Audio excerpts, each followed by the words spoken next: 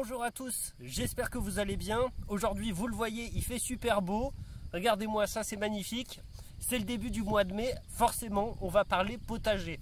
J'imagine que vous y attendiez, j'imagine que peut-être vous aussi, vous êtes dedans en ce moment, c'est la période parfaite. Et aujourd'hui, ce qu'on va faire pour cette vidéo, simplement, je vais vous donner quelques astuces en relation avec le potager, le jardinage. On va faire simple, mais pas inutile. Ouais, je gueulais un peu parce qu'en fait ma femme est en train de passer la tondeuse et j'ai peur que vous m'entendiez pas très bien. Bon, là je me suis reculé un petit peu, on devrait être plus tranquille normalement. On va commencer. Attendez, je crois qu'il y a l'agriculteur du coin qui va passer avec son tracteur, c'est pas grave, je vais me dépêcher. On va commencer avec une astuce simple. Déjà, vous le savez, hein, le nerf de la guerre pour le jardinage et pour le potager, c'est la terre. Forcément, c'est la terre. Et parfois, si vous êtes comme moi, on peut ne pas avoir de chance là où on tombe. Et on peut avoir une terre un petit peu pourrie. Alors, regardez, je vous avais montré une fois ma terre.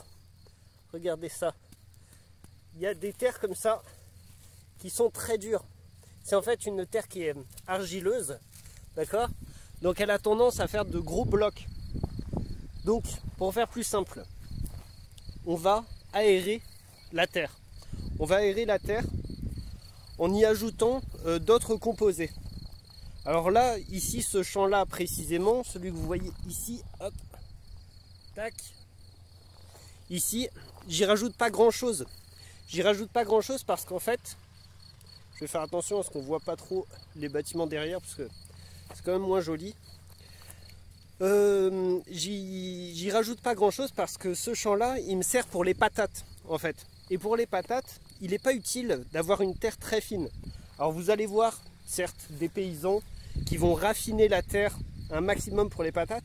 C'est pas vraiment utile parce qu'en fait, que le fait qu'il y ait des aspérités dans la terre, ça va permettre quand même aux racines et aux tiges, en fait, de s'agripper plus facilement.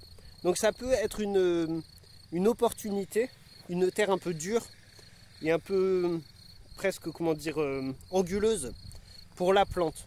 C'est pas toujours le cas et c'est pas le cas avec toutes les plantes. Donc ce qu'on va faire avec la terre, c'est qu'on va l'aérer. Alors vous avez votre terre argileuse qui est très pourrie. Je sais pas si vous me voyez bien, on s'en fout, remarquez. Ce qui compte c'est ce que je dis. Hein. Je vais m'asseoir d'ailleurs, tiens. On fera peut-être mieux. Ah, là ce sera pas mal. Je suis désolé, j'ai chaud, hein. Je brille. Ouais, ce qui va être important en fait avec la terre, pour l'aérer, surtout la terre argileuse, ça va être d'y ajouter donc des composants différents. Donc si vous avez du pognon, vous pouvez tout simplement acheter de la terre végétale, vous faire livrer une benne de terre végétale, voire plusieurs si vous avez besoin de plusieurs. Mais on va partir du principe qu'on fait dans la facilité, dans la simplicité. Donc on va éviter d'engager du pognon. Ok ? Ce qu'il va falloir faire déjà dans un premier temps, c'est ajouter à votre terre argileuse du sable. Alors vous avez sans doute quand même des rivières pas loin, j'espère pour vous. Donc vous aurez du sable. Vous allez ajouter du sable à votre terre argileuse et beaucoup la travailler comme ça parce que le sable va d'une part aérer la terre et va d'autre part rajouter du limon à la terre. Je l'avais dit dans une vidéo déjà, rajouter du sable à la terre c'est très important. Par ailleurs, il y a certains légumes que vous allez pouvoir faire pousser seulement dans du sable. Par exemple, les carottes, les radis noirs, tout ce genre de légumes, ça peut pousser parfaitement dans du sable. Donc voilà, donc à votre terre argileuse pourrie, vous allez déjà rajouter du sable, parce que ça va l'aérer et ça va apporter du limon. Ensuite, vous allez, quand vous allez couper l'herbe, vous allez faucher l'herbe comme ça, chez vous. Alors vous allez le faire, vous allez passer la tondeuse.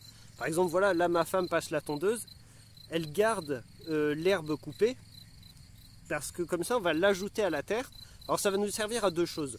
Soit faire du paillage sur la terre, soit on va le mêler à la terre, parce qu'en fait, en le mêlant à la terre, eh ben, ça va pareil, ça va d'une part aérer et permettre de travailler la terre argileuse et séparer les blocs pour les remplacer par de l'herbe, qui en plus va se désagréger et donc va nourrir la terre et donc par ailleurs par définition la plante à venir, quoi, hein. Voilà, vous allez rajouter ça, de l'herbe coupée. Vous allez rajouter aussi, si vous avez de la paille c'est très bien. La paille, pareil, vous pouvez l'utiliser d'une part pour le paillage de surface, mais aussi pour le mélanger à l'intérieur de la terre, d'accord? Et puis je vous avais dit, bien entendu, que vous allez ajouter à tout ça du fumier. Voilà, du fumier, ça pareil, ça prendra place dans la terre. Vous pouvez rajouter un peu de cendre de bois aussi, de votre bois de cheminée de l'hiver par exemple. Et tout ça en fait, à chaque fois que vous allez ajouter ça, bien sûr vous allez travailler la terre. Alors ça va demander de la travailler fréquemment, ça va demander de la retourner, de la labourer fréquemment. Mais tout ça en fait, ça va vous permettre d'avoir quand même, en partant d'une terre argileuse très dure, comme je vous ai montré là, d'arriver à une terre quand même beaucoup plus fine.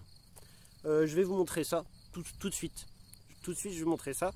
Je vais vous refaire une petite... voilà. Je vais vous faire regarder à nouveau une petite fois la terre ici, pour que vous voyez à quel point c'est dur. Et après, on va aller à un autre endroit où là, j'ai travaillé la terre.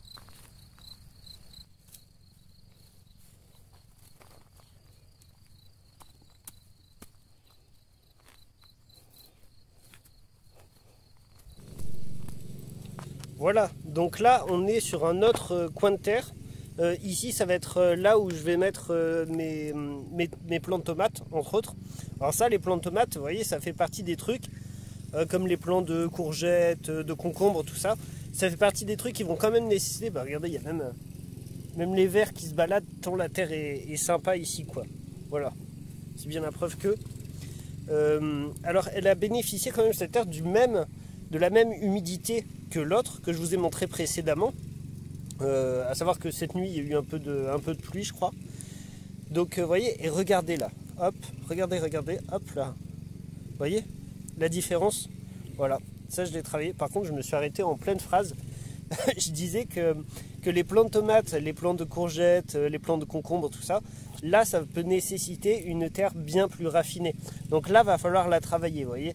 Et en fait, vous allez peut-être avoir des gens qui vont vous dire oui, alors faut labourer une fois, deux fois, trois fois. Je crois que j'en fais partie en vrai, parce que je crois que je vous avais dit ça.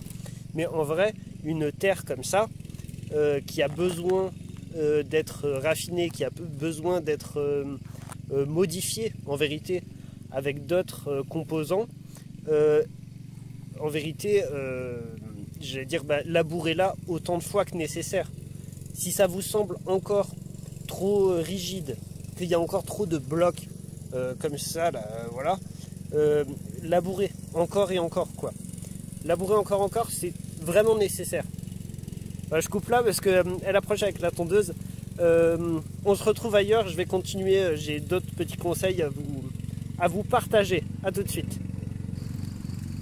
Tu dis bonjour Coco, regarde. Là, hey, Toto. Il est timide. Pas toujours timide. Autre petit conseil, alors j'espère que vous m'entendrez. Putain, mais j'ai chaud, putain, mais c'est pas normal ce qui se passe, hein. On est le 3 mai, je crois, ou le 4 mai, le 3 mai. Il fait super chaud, il fait presque 30 degrés ici. C'est pas normal, ça craint, c'est presque trop. Alors moi j'avais peur du gel pour mes cerises, parce que j'ai un cerisier, un grand cerisier. Mais en vérité, je me dis que cette chaleur, c'est pas... Je sais pas si c'est bien sain tout autant que le gel, quoi. Un petit peu d'équilibre et de justesse ne serait pas trop demandé, je crois. Oui, donc bon, je me perds dans ma tête parce que je suis trop bien là, au milieu des champs. Autre petit conseil. Je vous avais parlé des graines quand je vous avais parlé des semis.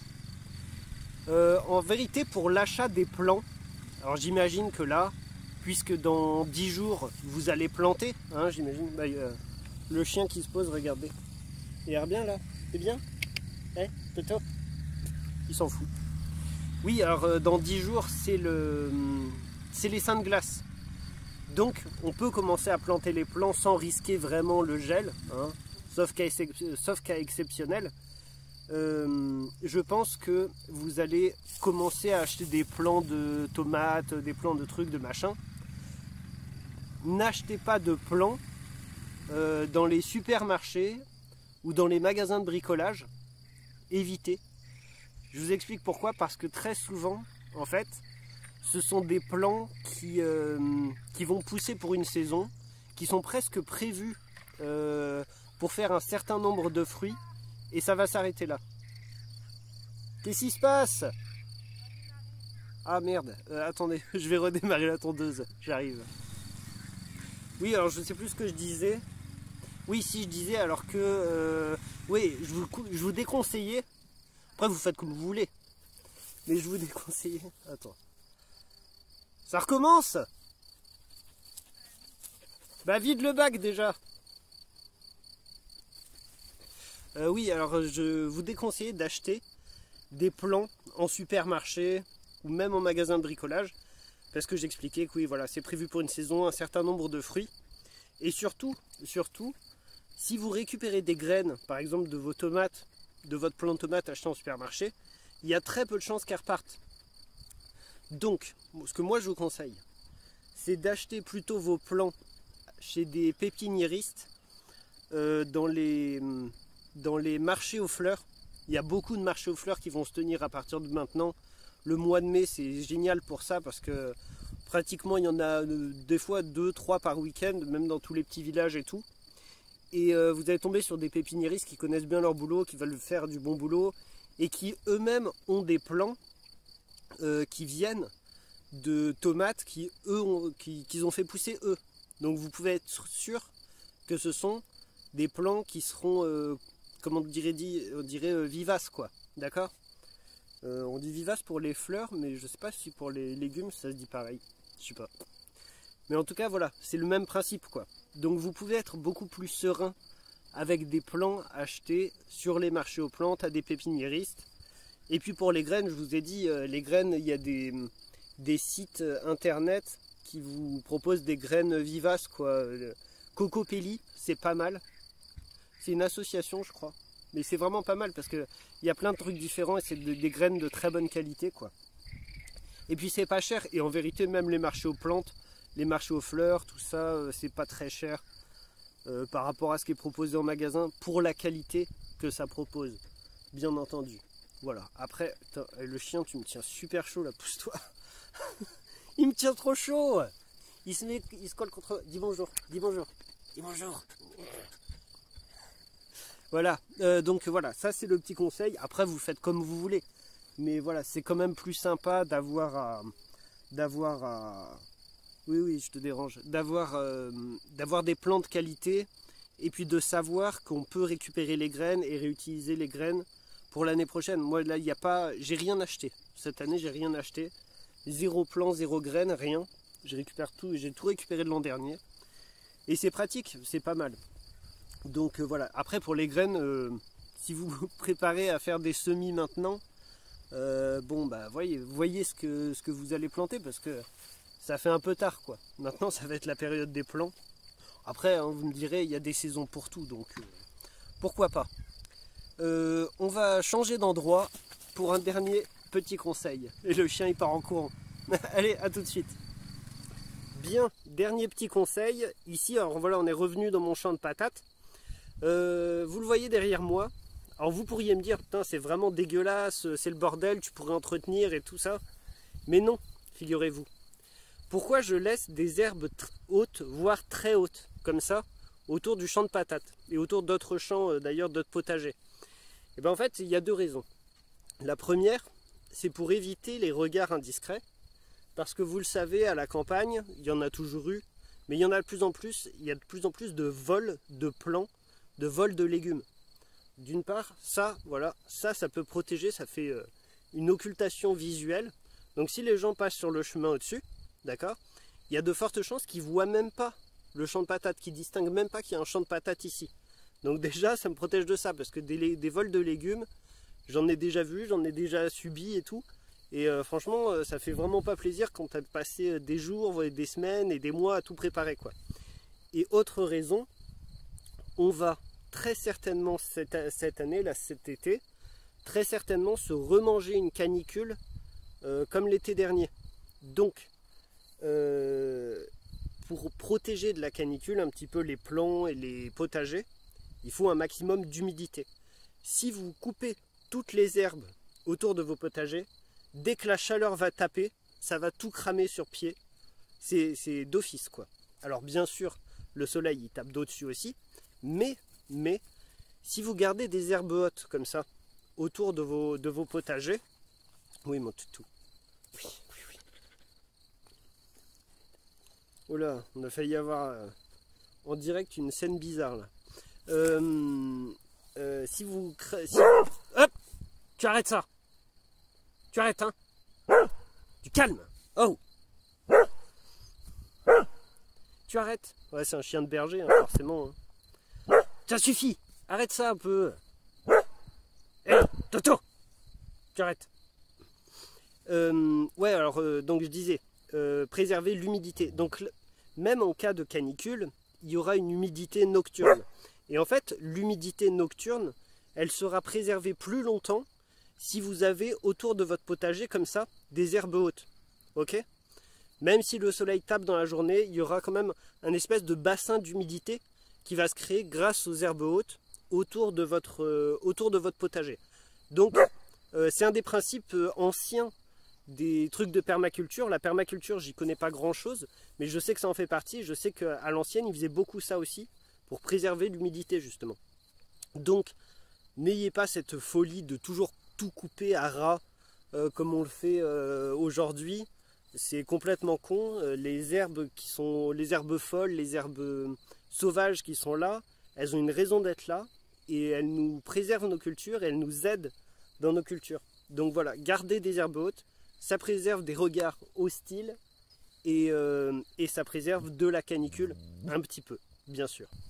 C'est marrant, mais est-ce que vous aussi vous avez ce vieux truc? Alors très certainement, et très souvent c'est un truc gardé de l'enfance à la campagne, ce vieux truc des ceintures comme ça, en ficelle à bétail là. La ficelle à bestiaux comme ceinture, ça c'est un classique de l'enfance campagnarde, et c'est trop rigolo. C'est trop rigolo. Je sais pas pourquoi je pense à ça, mais ça me faisait rire parce que je traversais le chemin en remontant mon froc là et avec ma ficelle à bétail. Enfin bref, je me fais rire tout seul, mais je pense que j'ai pris la chaleur et le soleil toute la journée, j'en peux plus là, ça y est. Voilà, bon écoutez, c'était un peu n'importe quoi cette vidéo, mais ça fait du bien de temps en temps, on se détend.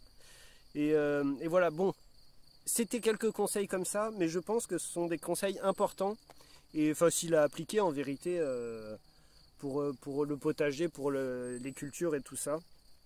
Donc il me reste à vous souhaiter un bon jardinage, hein. Là c'est le moment, allez-y quoi, faites-vous plaisir. Et puis c'est vrai que c'est plaisant, il fait beau, ça prévoit quand même un beau début de saison. Alors je sais pas encore une fois comment sera l'été, hein, si on se mange la canicule, mais on a un beau début de saison, il faut profiter. Prenez soin de vous, je vous dis à la prochaine avec une vidéo. Ah, le toutou qui vient vous dire au revoir. Tu dis au revoir? Eh, Coco? Prenez soin de vous, on se retrouve bientôt donc avec une vidéo plus tôt, je pense. On va retourner un petit peu dans la forêt, un petit peu bushcraft. Ça ferait plaisir, là ça fait quelques temps que j'y suis pas allé, moi non plus. Donc voilà, je vous dis à la prochaine, salut!